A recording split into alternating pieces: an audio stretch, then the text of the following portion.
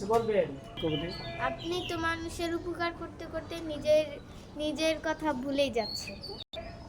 আমি এত কি উপকার করতেছি যে আমি আমার সংসারের কথা ভুলে গেছি? আপনি এই কথাটা বললেন। আমি তো দেখলাম আপনি আপনার একটা প্রতিবেশীর বিয়েতে আপনার স্ত্রীর গয়না পর্যন্ত বিক্রি করে দিয়েছেন। আমি গয়না বিক্রি করে দিয়েছি, আপনি এটা দেখছেন। এটাও ঠিক, আমি গয়না বিক্রি করে দিয়েছি। এটা আমার সংসার পর্যন্ত ভেঙে যাওয়ার উপক্রম হয়েছে। আসলে আমি কি জন্যে আমার এই গয়না বিক্রি করে দিয়েছি আপনি কি জানেন? না তো একটু বলেন তো শুনি। তাহলে আপনি শুনেন। আমি যখন অত্যন্ত ছোট, তখন অভাবের সংসার আমাদের ছিল। এক সময় অনাহারে অর্ধাহারে জীবনযাপন করেছি। আমার এরকম একটা বোন ছিল, বোনটাকে টাকার অভাবে বিয়ে পর্যন্ত দিতে পারছিলাম না।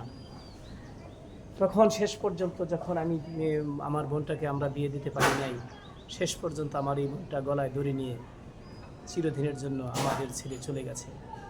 সেই থেকেই আমি পণ করেছিলাম, আমি যদি কোনো টাকার মালিক হই, আমার যদি কোনো দিন টাকা থাকে, তাহলে আমি সেদিন এই ধরনের যারা গরিব অসহায় মানুষ আছে, বিয়ে দিতে পারে না, টাকার অভাবে সংসার চালাতে পারে না, আমি সেদিন থেকেই পণ করেছি যে আমার উপার্জিত অর্থ দিয়ে আমি এদেরকে সহযোগিতা করব। তাহলে আমি কি ভুল করছি? আপনি বলেন তো।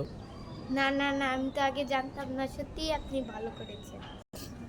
আপনি কি জানেন যে প্রতিনিয়ত এই বাংলাদেশে অত্যন্ত এই অসহায় মানুষগুলো আপনার বিয়ের অভাবে, আপনার টাকার অভাবে বিয়ের থেকে বিয়ে নষ্ট হয়ে যাচ্ছে, বিয়ে দিতে পারতেছে না। যার ফলে আমি পণ করছি আমি বাঁচা থাকতে, যাতে করে আমার প্রতিবেশী যারা আছে গরিব অসহায়, আমি তাদেরকে এইরকম অযত্ন অবহেলায় আমি এই সংসার ভেঙে দিতাম না। এই করছি, এটা আমার প্রতিজ্ঞা। আসলে যদি ভিডিওটি ভালো লাগে তাহলে শেয়ার করবেন, লাইক করবেন। আমরা দুই বাপ বেটা এই ভিডিওটি করেছি।